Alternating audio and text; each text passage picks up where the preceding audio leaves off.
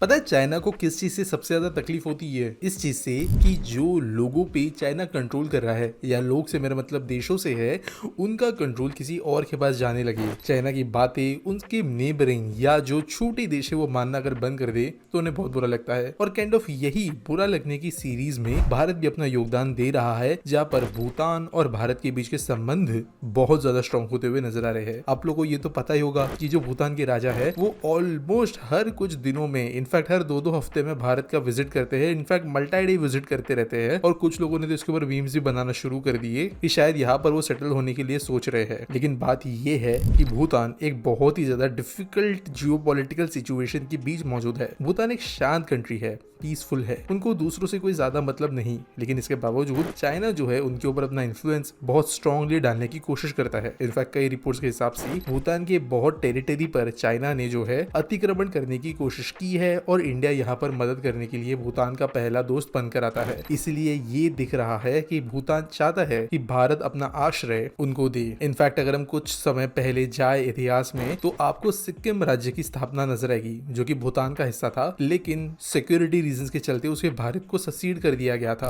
और हो सकता है कि फ्यूचर में भूटान के साथ भी ऐसा कुछ हो, लेकिन ये एक बहुत बड़ी घटना होगी जिसके बारे में अभी क्लैरिटी नहीं है। लेकिन एक बात जरूर है कि भारत और भूटान के संबंध बहुत स्ट्रांग होते जा रहे हैं, और इसी वजह से भारत भूटान को बनाकर देने वाला है उनकी पहले रेल लाइन प्रोजेक्ट, जो कि चलेगी कोकराझार आसाम से लेकर गिलीपू भूटान तक। और इसका डीपीआर या डिटेल प्रोजेक्ट रिपोर्ट फाइनलाइज हो चुका है। और ये भूटान का ना सिर्फ पहला रेल लिंक होगा, लेकिन भारत का भी पहला रेल लिंक होगा भूटान के साथ। और इंटरनेशनल लाइन ये होगी। क्या है ये लाइन, कैसी बनाई जाएगी, कितने की होगी, क्या स्टेशन होंगे, क्यों ये जियोपॉलिटिकली जरूरी है, सब चीजों के बारे में समझेंगे। दोस्तों, भारत से नेपाल में कई सारी रेल लाइन जाती है, भारत से पाकिस्तान भी रेल लाइन जाती है, भारत से बांग्लादेश भी जाती है, लेकिन भारत से भूटान जाने वाली ये पहली रेल लाइन होगी। 69.04 किलोमीटर की ये रेलवे लाइन होगी, जिसको बनाने में 3,500 करोड़ का खर्च आएगा। अब सुनने में ये आंकड़ा डिस्टेंस के हिसाब से बहुत ज्यादा लगता है, लेकिन ये समझना जरूरी है कि हिमालय के पठार पे बनने वाली एक रेल लाइन है, जहां पर ज्यादातर ये लाइन ब्रिजेस और टनल्स के अंदर ही होगी, और ये difficult to make railway line होगी। आपको मैं इसके कुछ मेट्रिक्स बताता हूँ।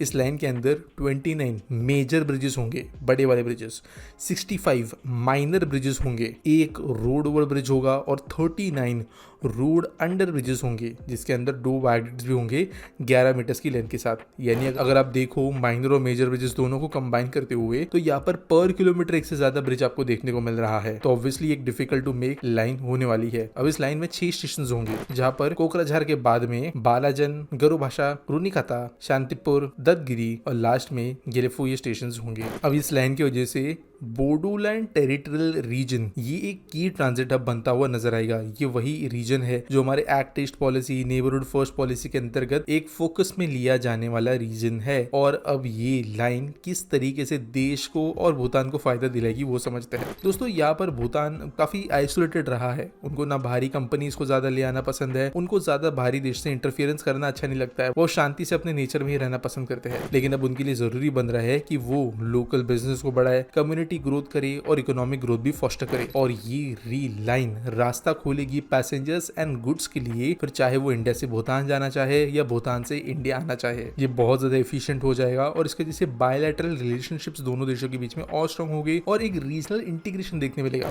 एनीवे, सबको भूटान जाने के लिए कोई बहुत स्पेशल वीजा वगैरह लगता नहीं है, बस पर डे आपको थोड़े चार्जेस वगैरह देने पड़ते हैं, नॉर्मल चीजें होती है डॉक्यूमेंटेशन के हिसाब से, और आप भूटान घूम के आ सकते हो। और ये रेलवे लाइन इसकी वजह से पैसेंजर मूवमेंट के लिए भी बहुत इस्तेमाल होगी। लेकिन जो इसका सबसे इंपॉर्टेंट भाग होगा वो होगा भूटान बॉर्डर को प्रोटेक्ट करने का। दोस्तों, भूटान बॉर्डर पे चाइना एक्टिवली जो है काफी ज्यादा तंग कर रहा है, और इंडिया के पास में ये एक ऑप्शन होना जरूरी है कि कल को अगर कोई खराब सिचुएशन आती है तो वो चाहे ना सिर्फ इंडिया बॉर्डर तक, लेकिन भूटान बॉर्डर तक भी जल्द से जल्द पहुंचे और सामान को पहुंचाए। और जो कई हमारी रेलवे लाइंस बन रही है, चाहे वो लद्दाख तक की रेल लिंक हो, हमारे नॉर्थ ईस्ट में नागालैंड, मणिपुर तक की रेलवे लाइंस हो, ये सब कुछ जो है ऐसी सोच को रखते हुए बनाए जा रहे हैं। और सिमिलरली ये रेलवे लाइन भी बॉर्डर एरिया तक भारत की ओवरऑल रेलवे के एक्सटेंशन नेटवर्क को जोड़ने का काम करेगी। इसके वजह से खराब सिचुएशन आने पर भी भारत के पास में यहाँ पर बेबसी नहीं देखने को होगी, बल्कि एक अच्छा ऑप्शन मौजूद होगा। ये लाइन बनने के बाद में दिखने में भी बहुत ब्यूटीफुल होगी, क्योंकि बहुत ब्यूटीफुल सराउंडिंग्स में से पास करेगी, जिसके वजह से ये टूरिज्म को भी बहुत ज्यादा बढ़ाएगी भूटान में। उम्मीद करता हूँ वीडियो आपको अच्छी लगी होगी। कमेंट सेक्शन में मुझे जरूर बताना कैसी लगी, और मिलेंगे अगली वीडियो में।